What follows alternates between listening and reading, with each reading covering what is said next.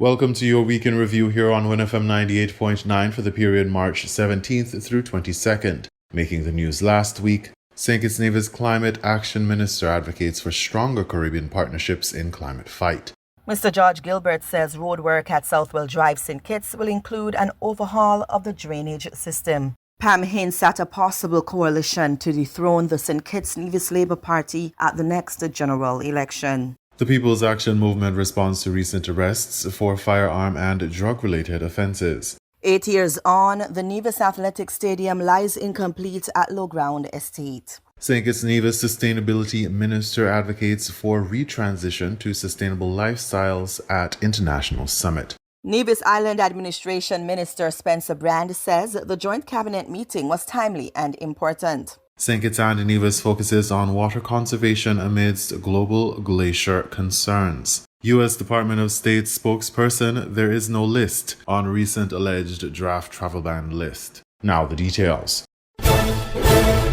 At the close of the 2025 Green Climate Fund GCF Regional Dialogue with the Caribbean on Thursday, March 20th, 2025, the Minister of Environment and Climate Action for St. Kitts and Nevis, the Honourable Dr. Joyle Clark, passionately called for enhanced regional collaboration in the face of climate change. The regional dialogue brought together regional national designated entities, regional direct access entities, regional accredited entities, civil society organizations, and a host of climate stakeholders from the Caribbean region. It goes without saying that this regional dialogue was truly regional in character, as it ought to have been.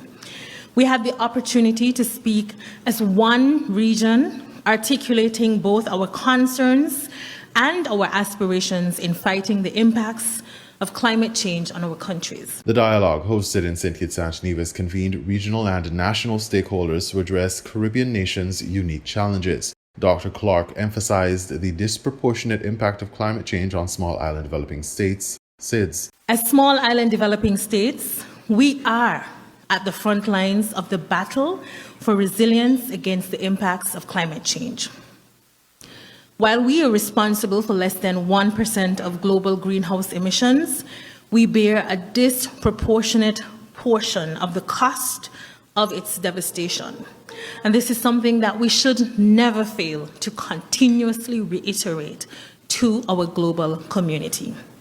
We bear the cost in terms of lives lost and affected, social infrastructure that is consistently destroyed by climate events that occur earlier, more frequently, and with greater intensity. She further highlighted the threats to livelihoods posed by rising sea levels, warming oceans, and drought, stressing the need for collective solutions to water, food, and energy insecurity. And as our region faces water stress together, food insecurity together, energy insecurity together, we must find the solutions together. The minister lauded the government's commitment to strengthening partnerships and advocating for equitable support. This past week, the government of St. Kitts and Nevis sees yet another opportunity to demonstrate our steadfast commitment to strengthening partnerships and advocating for equitable support to effectively address the challenges faced.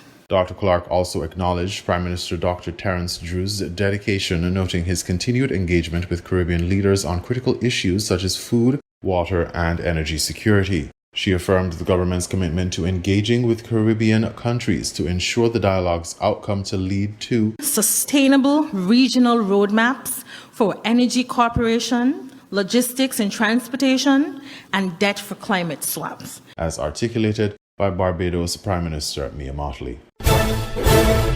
Roadwork began on Southwell Drive in East Bastille on March 18, 2025, spearheaded by the Ministry of Infrastructure through the St. Kitts Public Works Department. Southwell Drive, the access road to the Newtown Dental, Health and Community Centers and the Tucker Clark Primary School, had long reached a state of disrepair that continued to worsen over time. The road's condition was raised on several occasions by residents and road users, but the top layer of the road was removed on March 18. WINN FM was on site and witnessed workmen utilizing specialized heavy equipment to remove the damaged asphalt surface. The new road will be resurfaced with asphalt. Mr. George Gilbert, Director and Chief Engineer at the Public Works Department, spoke with WINN FM. He said the work had been a long time coming, but hinted at an issue with an important piece of equipment that also delayed other projects.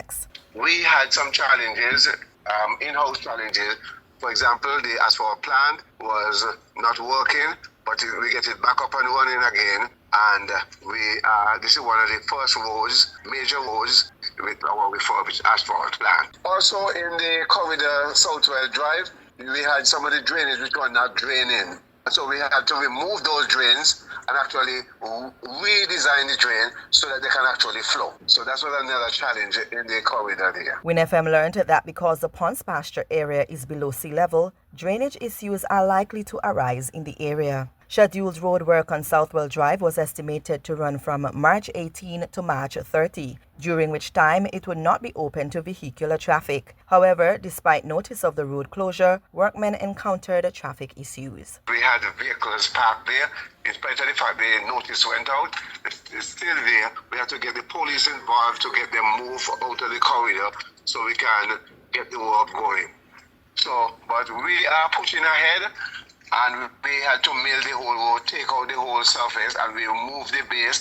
Water department is also inside there too, changing pipes. So, we have to kind of wait on them to go through.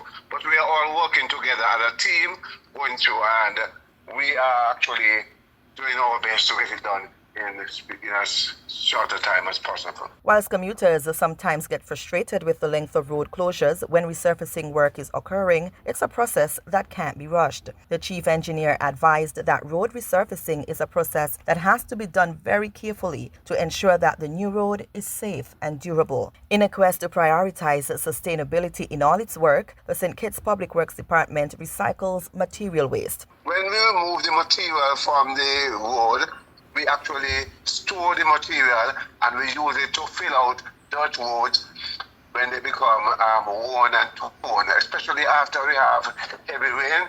You find that most of the dirt roads are damaged in St. Kitts, and we actually use some of that to mix it with the earth to fill out those areas. So it's being, as you said, recycled. After several complaints and calls made for Dr. Jeffrey Hanley, parliamentary representative for East Bastir, to lobby for the road's repair, he said he was pleased that the work had finally commenced at Southwell Drive. We are now at the point where we are able to deliver that road as I promised. I know it might have caused some inconvenience for the residents and users, and as usual, whenever I had an opportunity, I would always apologize, but I always gave the assurance that we will deliver the road.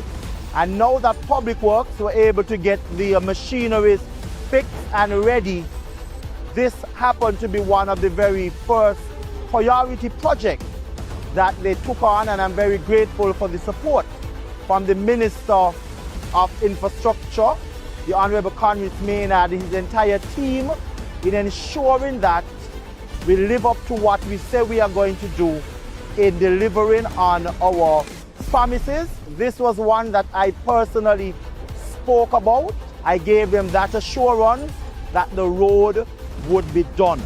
So I am very pleased this morning that Public Works are here in their full force, ensuring that we deliver on this road. But after 9 years, I am happy that I am able to deliver this road to the people of Ponds Pasture. The government of St. Kitts and Nevis, led by Prime Minister Dr. Terence True, surpassed its half-term mark in office, but the opposition, the People's Action Movement, PAM, is anxiously awaiting the term end. At a party's press conference on March 19, 2025, PAM's leader Natasha Shanigray Brooks said that the government under the St. Kitts and Nevis Labour Party, SKNLP, will be a one-term administration, expressing a general sense of frustration with the government. The People's Action Movement will be returned to office after the next general election. We are putting in the work. We are ensuring that we put all the necessary things in place, make sure that our people are trained. We are finalizing some of our candidates. And so we know that this is not going to be an easy walk through the park. But this government that is presently in, this one-term government, will be defeated. I am not going to rest until all the different constituencies join me on this mission to get this failed Labour government out of office. We have suffered for almost 3 years and the people cannot take it anymore. Any sensible, right-minded thinking individual will not vote for Labour the next general election. Sharing the sentiments of immediate past party leader Sean Richards, Graybrooke said that the People's Action Movement is willing to work with other political parties that have like-minded ideas and values for the betterment of the people of St. Kitts and Nevis. We have worked with different political parties in the past, even when we had a majority, even when we had 6 seats. We are willing to do that if it is necessary, but it is based on trust. We must ensure that our ideas and our philosophies are not too different, because we are not going to make our people suffer for the sake of joining with anyone. The people matter most, and whatever decision the People's Action Movement makes, it must be for the people. In a general election in 2020, PAM with 4 seats continued a coalition agreement with the Concerned Citizens Movement and the People's Labour Party to regain power. However, during a snap election, 2 years later in 2022, the People's Action Movement could not maintain its fortune as the coalition team unity fell apart, with PAM winning only 1 seat in the election. The Labour Party's overwhelming 6-seat victory in 2022, with Dr. Terence Drew as leader, aimed to create a more sustainable future for St. Kitts and Nevis. Dr. Drew often touts his administration's accomplishments in office, including relief for the people after the tumultuous COVID-19 pandemic, improvements in healthcare, the introduction of dividends and the budget boost wallet, and the implementation of a child benefit program, Aspire, to help alleviate poverty and encourage good financial health. However, more recently, Dr. Drew faced headwinds from the cost of living increases and inflation that have contributed to election upsets around the world. The People's Action Movement's leader anticipates that the administration will fall after 1 term, as seen in Anguilla in February 2025. We have worked with different political parties in the past, even when we had a majority, even when we had 6 seats. We are willing to do that if it is necessary, but it is based on trust. We must ensure that our ideas and our philosophies are not too different, because we are not going to make our people suffer for the sake of joining with anyone.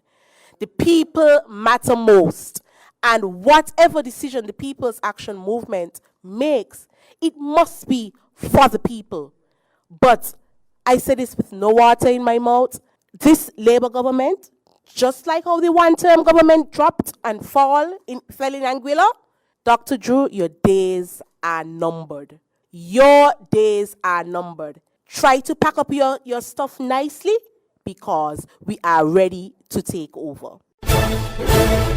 Recent incidents in St. Kitts highlight ongoing challenges related to illegal firearms and drug possession among young individuals. The Royal St. Christopher and Nevis Police Force has charged several individuals with these offences. Glenroy Samuel of Connery, St. Kitts, faces charges for possession of firearm and possession of ammunition. Both offences occurred on March 13, 2025 in Connery. Samuel was formally charged on March 15, 2025 at the Bastia Police Station. Lennox Smith of Keon, St. Kitts, has been charged with possession of a controlled drug, methamphetamine, ecstasy, and possession with intent to supply methamphetamine or ecstasy. These offences occurred on March 13, 2025 at Ojigut, St. Peter's, St. Kitts. Smith was charged on March 14, 2025 at the Bastia Police Station. Lavonje Liebert of Warner Street, Keon, St. Kitts, has been charged with possession of cannabis with intent to supply. The offence was committed on March 3, 2025 at Keon, Liebert was subsequently charged at the Bastille police station.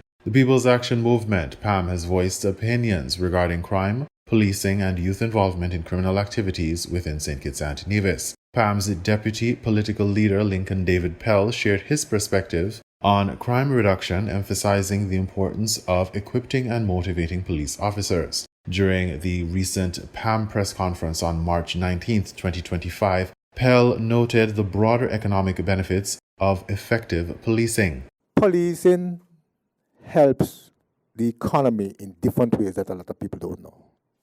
When you have reduced crime or very low crime, businesses flourish. David Pell believes that arrest numbers should not solely measure police success, but their ability to deter crime. Police officers are not just to arrest people, but unfortunately, some persons see success of police in the amount of the persons they arrested. He advocated for proactive engagement with young people. Police is there to discourage persons from committing crime.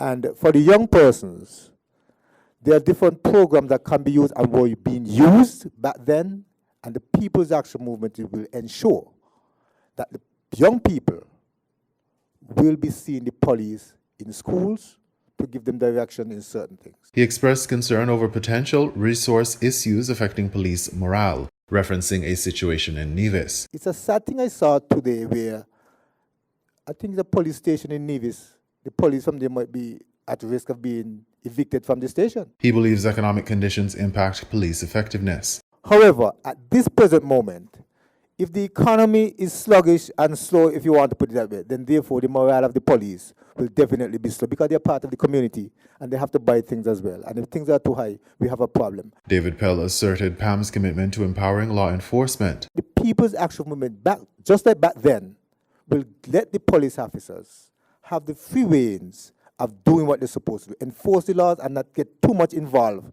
in certain things of the police force, because that is what happens as well. He cautioned against excessive interference from officials that undermine the authority of the Commissioner of Police. When the actual law surrounding the police force say the police force or the police is a very powerful person, and just want to stay there so we could understand that the People's Action Movement, just like then, will ensure the police do their work, have the equipment to do their work, and whatever laws need to come in place to ensure that is done, we will get it done. Political leader of PAM, Natasha Gray Brooks, addressed the increasing number of young people charged with narcotics-related offenses. She emphasized the need for heightened vigilance. In relation to the question about a number of young people are being charged for ecstasy, it requires active monitoring of events, because sometimes we have our police officers out and they are doing necessary searches, but I think too many times a number of items slips through the crack, so there needs to be more increased searches when we have different activities, so as to basically bring it down in terms of the use of this particular drug, because it is very dangerous and sometimes persons don't understand the effect that it can have on them as a person individually in terms of their mental state and how it can affect them going forward in terms of the dependence on this drug. Gray Brooks advocated for increased surveillance and searches at public events. We are not saying that we want to invade people's private space, but we want to protect our young people. We want to make sure that they are not harmed. And so it is always good to go out and have a good time, but until we get this thing under control, there needs to be an increase in terms of the searches and to try to help to protect our people. She highlighted the importance of protecting young people from harm and the potential dangers of drug use. The recent arrests and the perspectives shared by political figures underscore the ongoing concern about crime and drug use, particularly among young people in St. Kitts and Nevis. The proposed solutions involve empowering law enforcement, proactive community engagement, and targeted interventions to address the root causes of these issues.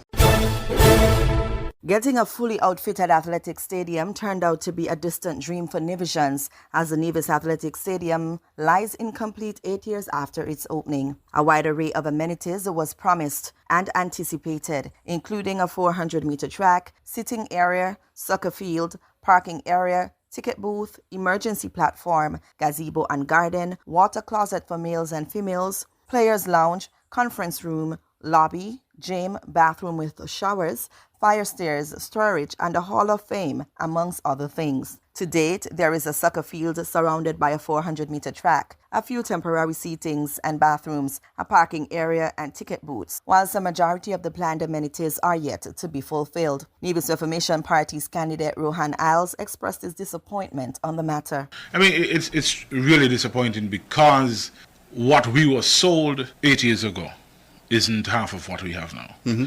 And it is a case where it seems as if we are going to get to the completion of the facility and then have to relay the surface. And that is unfortunate. Apart from being a world-class facility where Nevisian athletes could train and compete, the Nevis Athletic Stadium was also intended to spark a new economic thrust in sports tourism, with the hosting of athletic and football teams from cold North American countries once completed. Further disappointed, Alza shared that because the facility is incomplete, Nevis has not been able to capitalize on the increased footfall of visitors, nor see real economic benefits generated by the facility. What really bothers me is the lack of economic opportunities that should have been had, should the facility have been completed. When you talk about winter training, and maybe people don't understand the level of influx we would have had. Because Canada is just one place. You have the US, you have other North American countries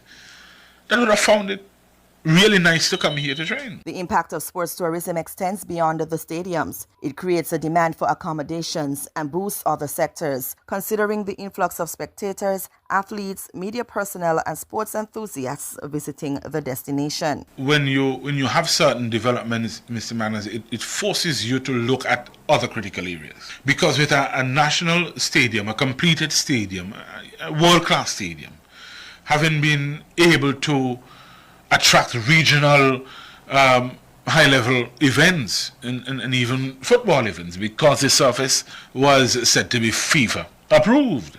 It then forces you to look at your room stock, because in order to host certain games, you're going to need the hotel rooms. And so one particular development drives that interest and that impetus to get more of a certain space. As asserted that, like St. Kitts, Nevis should have been hosting some major sporting events at its stadium. He said candidly that there is no reason why Nevis does not have a completed stadium in 2025.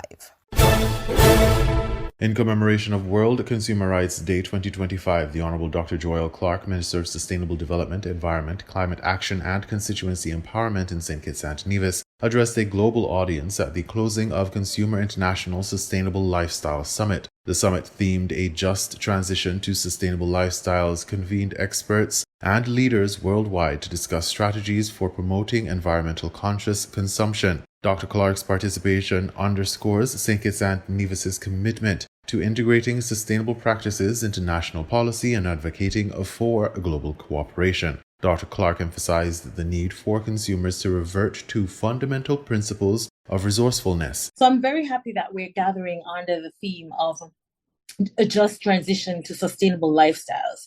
But for us as islanders, it's almost like a retransition, a tracing of our origins of consumption. Because for our lived experience, we are ripe with instances of sustainable lifestyles where it's in our fiber, it's ingrained in our livelihoods, and our elders, even though they weren't very technical in their perspective, when they said, waste not, want not, we have a propensity to reduce, reuse, upcycle everything from our shopping bags, the jars, our containers, and a readiness to conserve our environment, whether it's in the way we fish, the way we farm, the way we take only what's needed and share what we have. These are organic actions that we can retrace and we can reinvent and transition to in terms of sustainable livelihoods. She encouraged individuals to cultivate greater awareness of their purchasing habits, waste disposal methods, and overall treatment of the planet. So now we have to consider conscious consumption as an ideal or an aspiration instead of what it is, quite possible and a quite regular practice. So when we speak of sustainability, we ought not to speak of it as if we're grasping in the ether, as though it's devoid of human action or interaction, but really that it requires human action for us to consume sustainably. Her call to action aligns with the growing global recognition of consumer behavior's critical role in achieving sustainability goals. The discussions held during the summit were particularly relevant as sustainable lifestyles are slated to be a focal point at COP30 in Brazil and the United Nations Environment Assembly in Kenya later in 2025. So when we frame it this way, our path forward always encompasses some amount of going back to what was simple, what was taking only what you need, and ensuring that we protect the environment. And this is a key outcome for expectation for UNEA 7, especially as we reflect on our theme, advancing sustainable solutions for a resilient planet. Sustainable solutions mean we have to look at every aspect of living here on planet Earth, including how we consume and how we dispose of our resources. These international forums allow countries to integrate sustainable lifestyle initiatives into broader environmental strategies and commitments. This integration aims to harmonize shifts in consumption patterns with essential safeguards for consumer rights and needs, fostering a more equitable and sustainable future. During the summit's closing session, the moderator, Helena Laurent, Director General of Consumers International, highlighted Consumer International's global reach, which boasts 200 consumer operations in 115 countries. The Director General also emphasized the urgency of the call to action of the theme for 2025, which is a just transition for sustainable lifestyles. We need a transition that is fast, fair, and accountable. And we heard in the opening session that 40 to 70% of the solutions to our reaching emissions targets are in demand. The demand for us means consumers and how we're able to act as individuals in the economy. Every time we have heard a statistic during this week, it has been that a vast majority of us, we think 94% around the world, want a cleaner, greener economy. The problem is that it is difficult for us to do so. The system isn't set up for that, and we face affordability or accessibility challenges. It is not yet simple and easy. The financing is not yet in place. Addressing the role of consumer advocates, Dr. Clark called for global partnerships to address the unique challenges faced by small island developing states SIDS. It's all about global partnership and recognizing that, especially for small island developing states where we are not manufacturers but importers of products, that there needs to be a little bit more partnership in terms of reducing, reusing, and ensuring that goods that are made that at the production point, that it's more conscious in the production, that when we get here to our small islands, when we just don't have the space to dispose of so much waste, that we're more conscious of what the challenges that small island developing states have to face in importing so much goods that eventually become waste. Dr. Clark's remarks highlight the importance of collaborative efforts to mitigate waste and promote sustainable consumption on a global scale. Members of the Federal Cabinet of St. Kitts and Nevis and the Nevis Island Administration, NIA, converged on Monday, March 17 for their second joint cabinet meeting in the Federation's history. The Federation's Prime Minister, Dr. Terence Drew, and Nevis's Premier, Mark Brantley, took center stage at the meeting. The cabinet meeting allowed for an open and productive discussion on matters pertinent to the nation and its people. In the view of Spencer Brand, NIA Minister responsible for the Ministry of Labour, Public Works, Physical Planning, Posts and the Environment, there was consensus, a spirit of unity, and a shared goal to ensure that the cabinet meeting served as a springboard towards the advancement of the nation. So I just wanted to say, Weber, that I felt that it was a very good joint cabinet. I believe that the takeaways from it, and I believe that the goals and objectives that were set, I think, were achieved. And I would expect that both leaders would, give a much more comprehensive update as to what would have transpired. But for me, as a member of the Nevis Island Administration, elected representative of St. Paul's, Charlestown, I believe that our voices were heard around the table, and I think that both leaders would have state their position on various issues. And I feel that at the end of the day, Webo, the conversation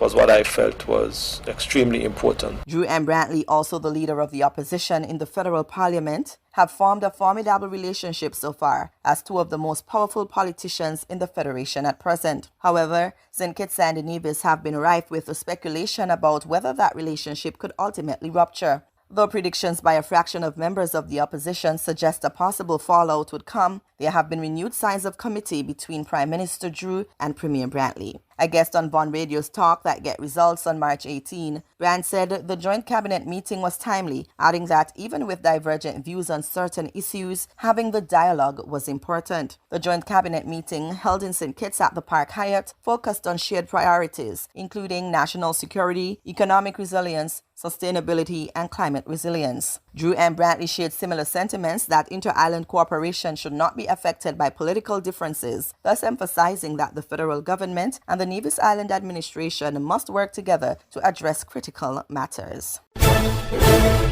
As World Water Day approaches on March 22nd, St. Kitts and Nevis is emphasizing the critical importance of sustainable water management mirroring global concerns, highlighted by this year's theme, Glacial Preservation. The Honorable Conris Maynard, Minister of Public Infrastructure, Energy, Utilities, Domestic Transport, ICT and Posts, underscored the dual-pronged approach of government investment and individual responsibility in ensuring the Federation's water security. While St. Kitts and Nevis may not have glaciers, Minister Maynard highlighted the relevance of the global theme to the local context. Our connection to the preservation of glaciers is that the rapid melting of glaciers due to rise in Earth's temperature would result in sea level rise, and this would lead to flooding of low-lying coastal areas and a decrease in the safe yield of our coastal aquifers. The government is actively investing in solutions to enhance water availability, including well drilling, a 2 million gallon desalination plant, and water infrastructure upgrades to ensure a reliable 24-hour water supply. Minister Maynard also addressed the issue of past oversights and affirmed the government's commitment to rectifying the situation. This lack of timely investment in our well drilling program is the cause of the water shortages that several communities are grappling with today. Rest assured that this cabinet is committed to ensuring that the necessary expenditure is made to bring this water shortage to an end in the next 12 to 24 months. Beyond government initiatives, Minister Maynard stressed the importance of individual responsibility in water conservation. He pointed out the significant water loss from private properties, often due to leaks, and called for a change in public attitude toward water usage. Simply put, hundreds of thousands of gallons of water is lost daily from our properties. Perhaps 3/4 of it flows through leaking toilets into our septic tanks. The time has come for us here in St. Kitts to have a paradigm shift in how we deal with water. We are going to start taking water conservation to a whole new level. We are going to stop taking water for granted. We are going to start by holding ourselves accountable for the water we use. Minister Maynard also addressed the need for fair water rates and responsible bill payment. Our water rates, which have not been increased since 2001, is about the cheapest anywhere in the world. Yet there are many customers that do not pay their water bills. This is not fair and reasonable to those who do pay their bills. We therefore have given the Water Services Department our support to ensure that everyone starts paying their water bills. He encouraged those facing financial difficulties to contact Water Services Department to discuss payment options. The minister concluded by expressing gratitude to the St. Kitts Water Services Department staff and inviting the public to participate in World Water Week 2025 activities. I wish at this time, as the Minister with responsibility for water services, and on behalf of the Cabinet, to record my deep appreciation to the staff of the Water Services Department for their hard work and commitment to ensuring that we all have a fairly reliable water service in spite of the fact that we currently have less water available than is required. Minister Maynard declared Water Week open, encouraging participation in the scheduled events. The week's events included worship at Antioch Baptist Church on March 16th, an exhibition at the Water Services Department on March 17th and 18th, upcoming a primary school quiz, a customer appreciation day on March 21st, and a staff scavenger hunt on World Water Day, March 22nd. The call to action is clear. Water is life. Every drop counts. U.S. Department of State spokesperson Tammy Bruce, during the department press briefing on March 17, 2025, denounced the existence of an alleged draft list published on several news sites purporting that some 43 countries would face new visa restrictions. Well, first of all, there is no list. What people are looking at over these last several days is not a list that exists here that is being acted on. There is a review, as we know through the President's executive order, for us to look at the nature of what's going to help keep America safer in dealing with the issue of visas and who's allowed into the country. But what has been touted as something that is an item through the State Department, it just simply isn't the case. So the premise, I have to say, I certainly can't speak to because it's not accurate. The alleged list named 6 countries from the Caribbean region: St. Kitts and Nevis, Dominica, St. Lucia, Haiti, Venezuela, and Cuba. According to international reports, there were 3 lists: red, orange, and yellow. The red list bars 11 countries entry to the U.S. outright and included Venezuela and Cuba. The orange list included Haiti and required an in-person interview to be granted a visa for entry into the U.S. St. Kitts and Nevis, St. Lucia, and Dominica were included in the yellow list of 22 countries the U.S. said had 60 days to address perceived discrepancies. These included, quote, failing to share with the United States information about incoming travelers, purportedly inadequate security practices for issuing passports, or the selling of citizenship to people from banned countries, which could serve as a loophole around the restrictions, end quote. Following the report on the alleged draft list, the government of St. Kitts and Nevis issued a statement explaining that, quote, the government of St. Kitts and Nevis and its embassy in Washington, D.C. have engaged with U.S. officials. Prime Minister, the Honorable Dr. Terence Drew, confirmed that no formal or informal communication had been received from the U.S. government regarding the alleged inclusion of St. Kitts and Nevis on a so-called yellow list, end quote.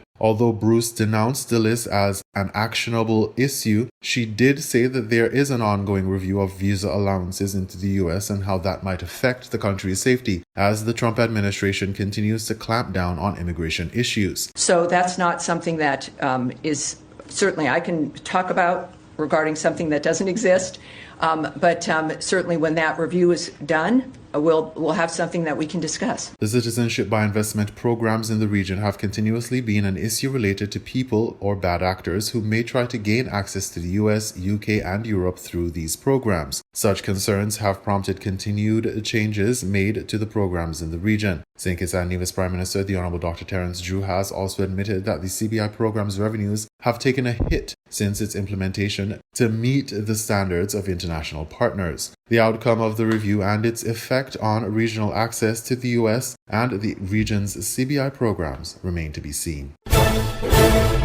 In an effort to promote stronger collaboration for the development of St. Kitts and Nevis, a joint cabinet meeting was held between the Nevis Island administration and the federal government at the Park Hyatt in St. Kitts. This marks the second meeting of its kind, with a key focus on enhancing cooperation and fostering open dialogue.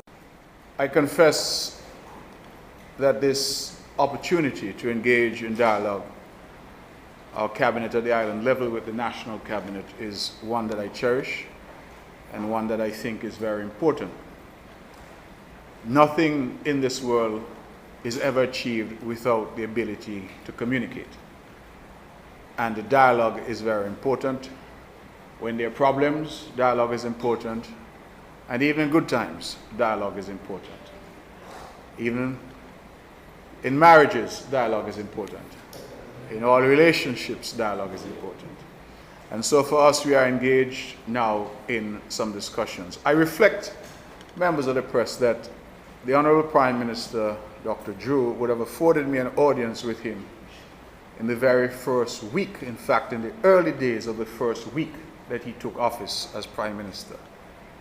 And it was at that meeting that he and I canvassed the position that there was a need for there to be greater dialogue, greater cooperation between the island of Nevis and the island of St. Kitts. For Mayor Mark Brantley, he praised the strong relationship between the two islands, emphasizing its ongoing contribution to the overall development of the Federation. He expressed confidence in the continued success of this partnership during his remarks to the media. The ability to sit with each other as brothers and sisters and to discuss even thorny issues and difficult issues, and to find middle ground where possible. I think that has to be the model now for St. Kitts and Nevis going forward. It is only through that kind of undertaking can we manage in this very difficult global environment that we face. We cannot have strife at home in circumstances where the global environment demands that we have unity, not only at home, that is domestically, but also regionally. We have to find common ground and we have to work together. Prime Minister Dr. Terence Drew highlighted the importance of sustained communication between the two governments. He noted that several issues affecting both islands require collaborative efforts for effective solutions. People on Nevis, people on St. Kitts, we understand that it is important that there be levels of cooperation. It is obvious that there would always be some level of political differences, but we don't always have to disagree on everything. There are some things that really can bring us together as a people. We decided to come together on the issue of crime and violence, and you saw how the Nevis Island Assembly participated, how the leadership in Nevis participated, because we decided we needed to have an all-of-society approach to deal with the matter. We have had very positive results, and I keep saying that all of us share in those results because all of us participated. That is an example of what we can achieve if we decide to work together. The Prime Minister also underscored the significant benefits of the geothermal project, stressing its potential to transform the Federation's energy landscape. The geothermal and renewable energy is not just a matter of climate, it is a matter of economic transformation, so that we can get to our sustainable island state, which means energy available at cheap cost, available 24/7, water available 24/7, food is grown sufficiently to satisfy our people here in St. Kitts and Nevis. And with that, the economic transformation in attracting new industry, and to reach the point where we can actually export energy, which is a real thing. This is not a pie in the sky, it is a real thing. And to say the reason why the world is rallying with us, the world is rallying with St. Kitts and Nevis. They want this project to happen for multiple reasons. One, that political cooperation can bring about transformation. Two, that climate adjusting or addressing the climate issues is not just about climate for climate's sake, but it can actually be opportunities to transform countries economically. You are listening to the Week in Review here on WINN FM 98.9. Thank you for listening and have a productive week.